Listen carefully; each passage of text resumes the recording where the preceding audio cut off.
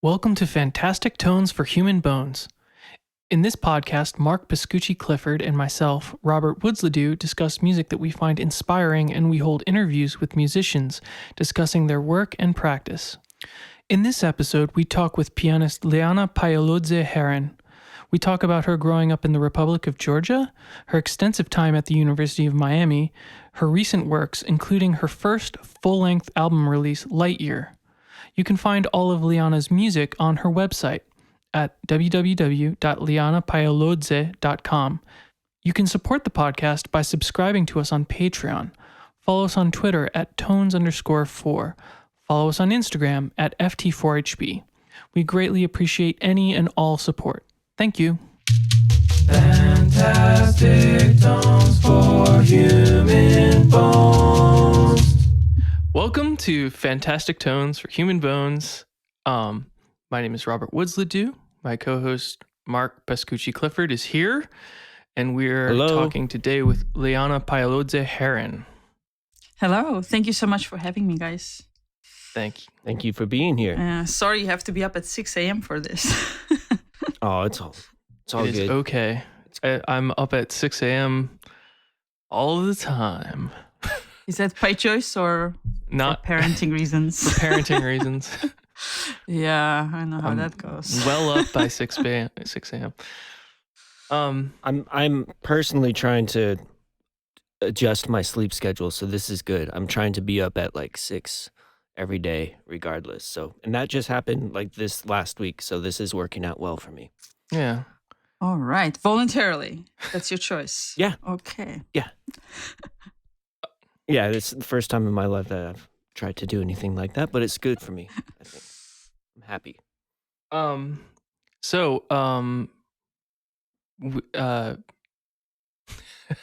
Where do I begin? We are friends. I wish one of the things, we've been roommates on 2 separate occasions, and one of the things that I kind of kick myself about sometimes is that, like, I never really like picked your brain about Georgia, and I kind of I think now's a fine opportunity for me to do that. Sure. Let's talk about Georgia. So you're from Georgia, not the United States version of Georgia, but the Eastern European Georgia. Correct. The accent is slightly different, but Yeah. yes. Everything else is the same. No, I'm kidding. What do you call it? What is the name of the country to the people of the country? Sakartvelo. Sakartvelo. Yeah, that's right. Yes, and we're Kartveli. Kartveli. Yes. And you are from the capital, right? Correct. I'm from Tbilisi. I think most people are from the capital, I would say. The majority of the population lives in the capital. Probably the majority of the population that travels outside of Georgia, right?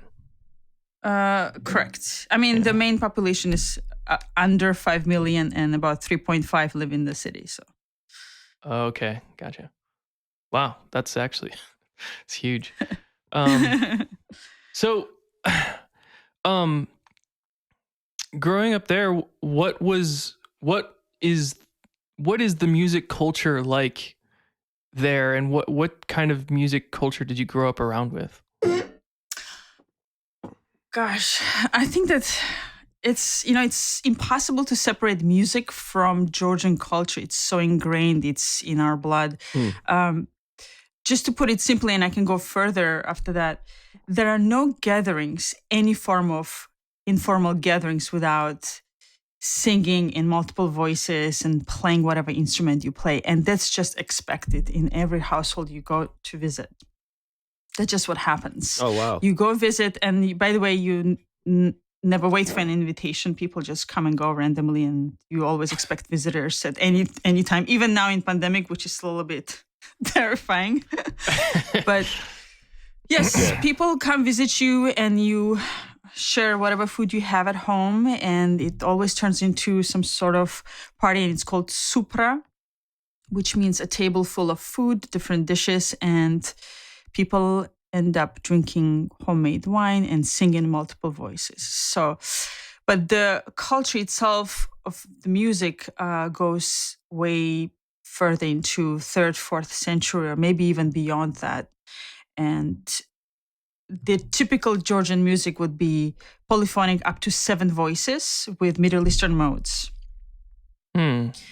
And it's just something that we all know. For example, when I was coming to the States and my friends, my classmates showed up to bid me farewell, we ended up singing at the airport. We sang a couple of Georgian songs, folk songs in 4 voices. And that was just the way we had fun.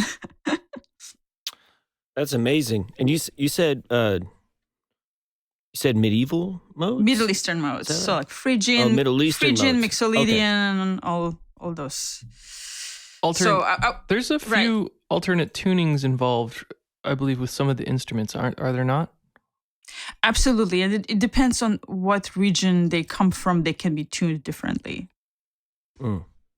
And rhythmically, what is how are the melodies?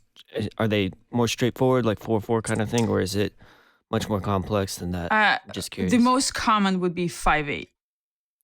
Okay. And it's grained so deeply that it feels like 4/4. Yeah. 5/8, 7/8. Is there a common way of feeling it, like 3 and then 2, or 2 and then 3, or does it switch around? They flip around all the time. Yeah. And this is just what you're growing up doing, exactly. Right? Yes. That's pretty cool. It's amazing. But, my household was a little bit different in addition to the Georgian culture. My dad is a jazz drummer, and I grew up in a music household. My mom plays piano. Well, everyone plays an instrument. That's not unusual. But because, when they were growing up in the Soviet time. I was not. I grew up post-Soviet, so I actually grew up with that post-fear, post-control time. But they were big fans of Beatles. And back then it was illegal to listen to their music or any American music. In fact, American, European music, it was just banned. And they had to basically sneak around to get all these recordings and things like that. So when I was growing up, at that point it was already okay to listen to American and European music, that was pretty much the dominant type of things that my brother and I grew up around. Like we listened to, my hero was Chuck Berry, and we also listened to James Brown, Little Richard, Stevie Wonder, Michael Jackson, Tina Turner, Joe Cocker, lots of blues, B.B. King, Stevie Ray Vaughan, Jimi Hendrix.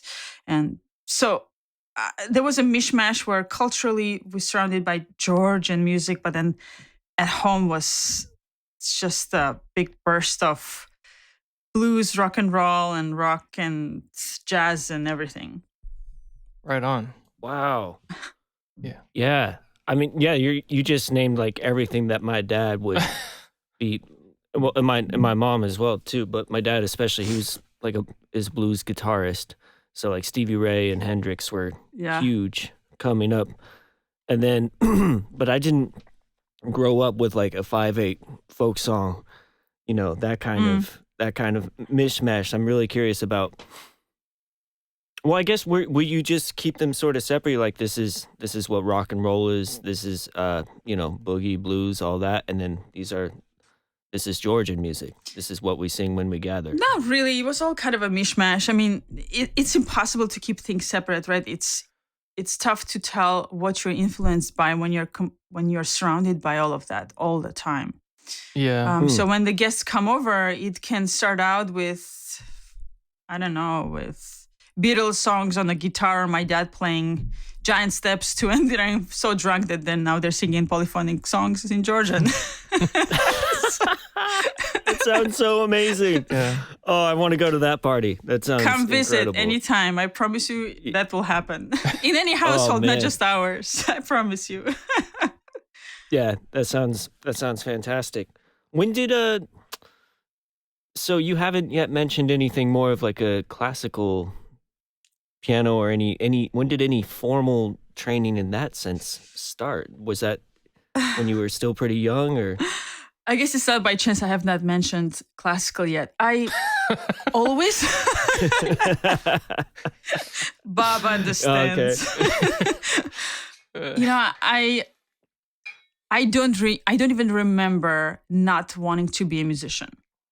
That's how little I was when I knew deep down that I wanted to play music, and particularly film music was what got me in. That this is incredible. I really want to play this.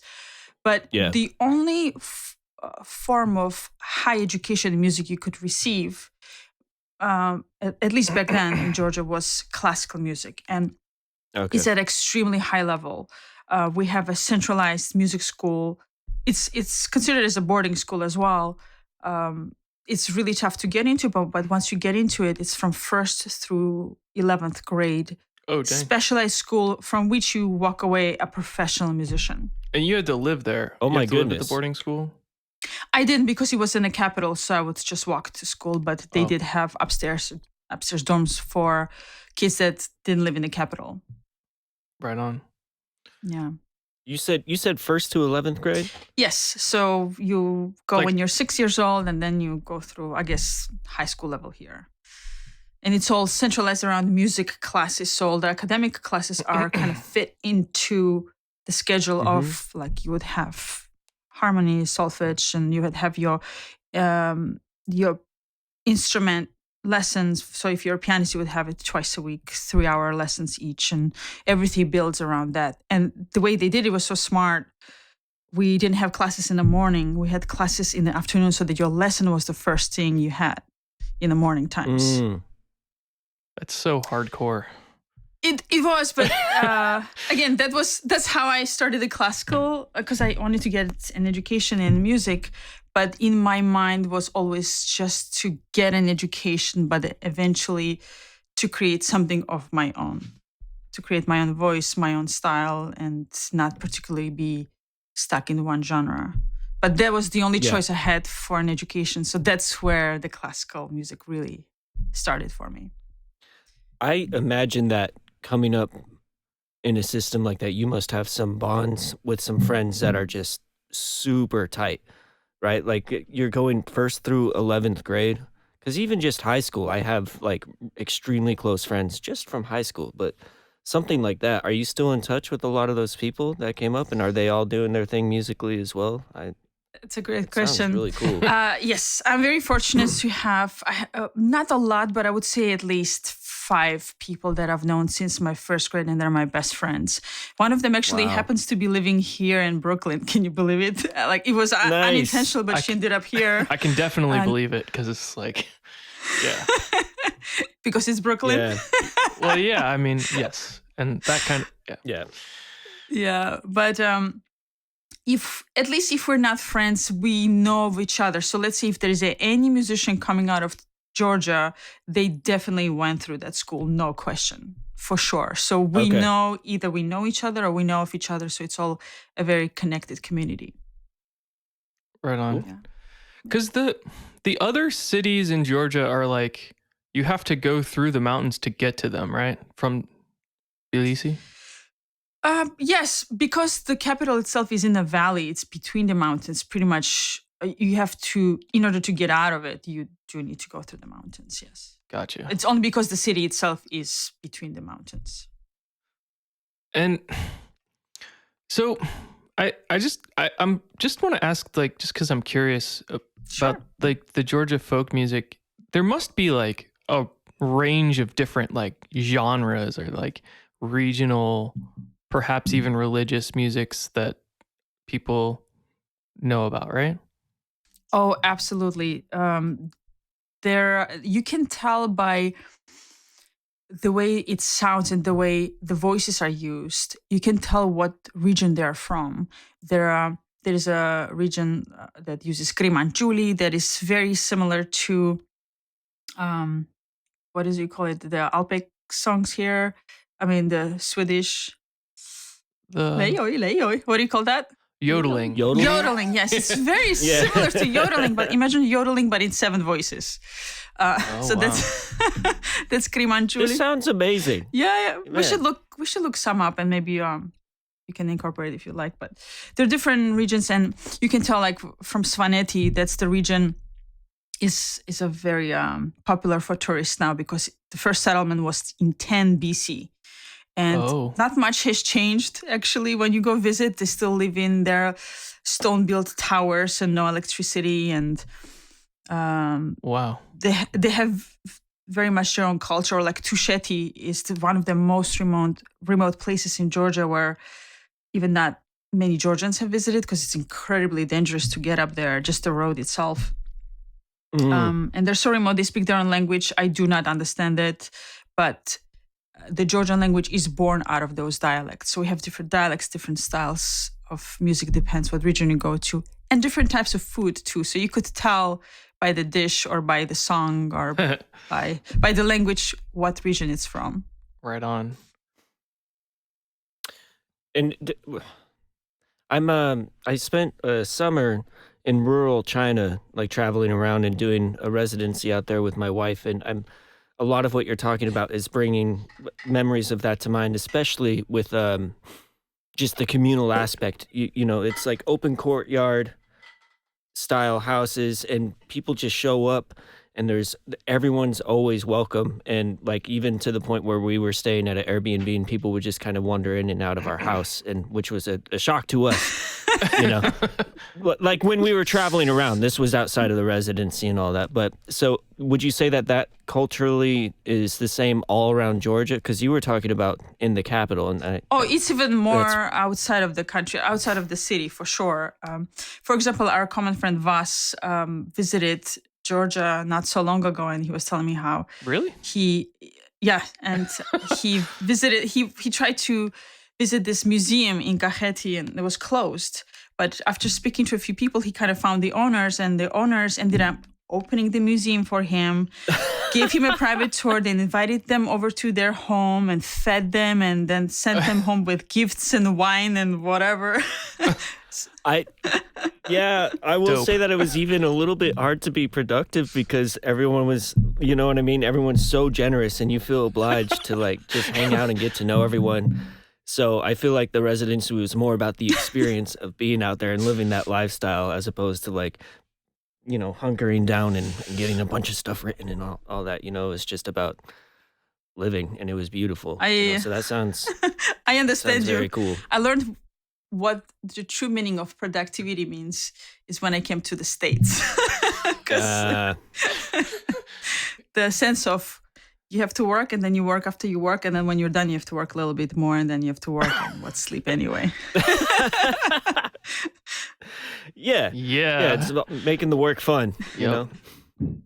Yeah. So when you were almost done with your program, and you were, I guess you were sending tapes out. Did you go straight to Frost? Is that right, or was that the first place that you landed? UM? Yes, exactly. Whoa, that's a very updated title you just used. Okay, we were not ready for that one.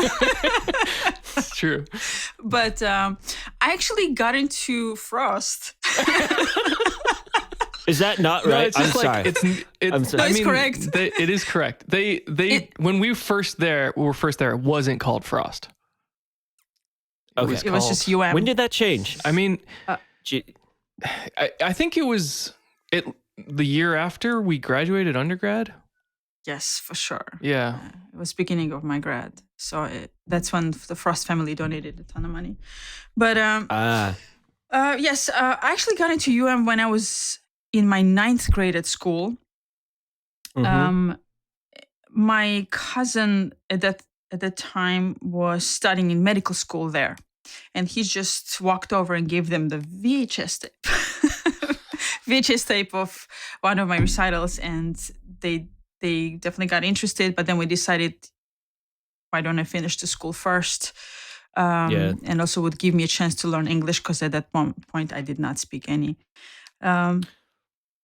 So I finished the high school, and at that point I did apply to other schools as well, and I was invited for auditions to Juilliard, New England Conservatory, a few others. But in addition to having difficulties just simply getting visa to even go to audition, it felt a little bit scary just to, as an 18-year-old girl that never lived outside of her parents' home, to just go to New York or something like that. Yeah, Yeah. for sure. But I'm so thankful that UM was the choice, because with my background and my interests, I couldn't possibly imagine going to any other school, because UM is so diverse and there are so many different genres and styles taught at the highest level. And they're all available to you. It doesn't matter what major you are, you can study whatever you want. And it was just, it was so incredible. I absolutely fell in love with the school. And look who I met. Yeah. I mean, I would have never met Yeah, someone yeah. like Bob if I went to a conservatory or something. I'm sure there's versions of me everywhere. No. You're Incorrect. only one. Yeah. No one can be you but you. But no, I mean, I will say that everyone that I've met through my friend Andrew McGuire. Oh my goodness. And then that's how I met Bob, because I grew up with Andrew in Denver, and that's how I met Bob and Geneva. And then now we've conducted interviews with a fair amount of grads from UM. You got it. You got it. You can do this. I know. Frost. You can say Frost. It's fine. It's not wrong. Well, I just get confused if I'm going to say MU or UM. So anyway. Oh yeah, MU's a Music different University. one. Yeah, that's Michigan, right? So anyway, well, everyone has been like so generous and open, and also amazing, like incredible musicians and so enthusiastic. So it seems like it was just and is a really fantastic school that just creates an environment of creativity and inquisitiveness and also working hard too, practicing a lot. Absolutely. You know, one of the best things about the school is that it never felt like there was any competition or any rivalry going on. Not at all. Mhm. yeah, that's true actually. Especially within the studios, there was nothing like that. I remember we would ask each other for opinions and help, and would go into each other's practice rooms. Hey, I can't solve this. This sounds weird. Can I play it for you, and we can figure it out together? And we were just all a big family, which is not very common for music schools in general. Yeah, But that was the magic of that school. I would say that we were all in it together, practicing until midnight, and then the security guard Lourdes would order us pizza because she thought we were never fed properly. God bless Lourdes. What? Lourdes, She's such yes. a wonderful person. That's incredible. We would hide from our security guards where I went, so we could, like turn out the light and sort of duck down, and then you can keep practicing for a That's- while. Oh, we still had to do that, Yeah. but she would still feed us. Some That's people would amazing. do that all the time, yeah. But Yes. that never worked. Doing all-nighters never worked for me. Like it's always better for me to just sleep and get up the next day than Absolutely. I've learned that. Yeah, I think that's something that you try to do when you're like 20, and you think it's a good idea, and then you have classes that are just don't happen the next day. Yeah. Especially when it comes, I mean, just for me, especially when it comes to playing, it doesn't matter how many hours I spend prior. I could spend 24 hours practicing, which is useless really, and not fix it. But I think it's more of a long-term layering on little by little, and let that get structured in your brain. That seems to be much more effective, like the long game, rather than I'm going to crush this in 8 hours. Yeah, I mean, I do have a lot of questions regarding that. Talking about your process for practicing and memorization once we start getting into some of the recordings. But on that note, can you talk a little bit about what sort of rep you were working on at UM and what your musical interests were, and sort of looking towards what the type of things that you've been recording, in your professional career? Sure. I when I arrived to UM, I was in my rep was Chopin, Rachmaninoff etudes, and Schubert sonatas and things like that. And then after realizing that I had a really cool teacher, J.B. Floyd, who is a contemporary composer, a jazz pianist, and got his doctorate at 21 or something like that.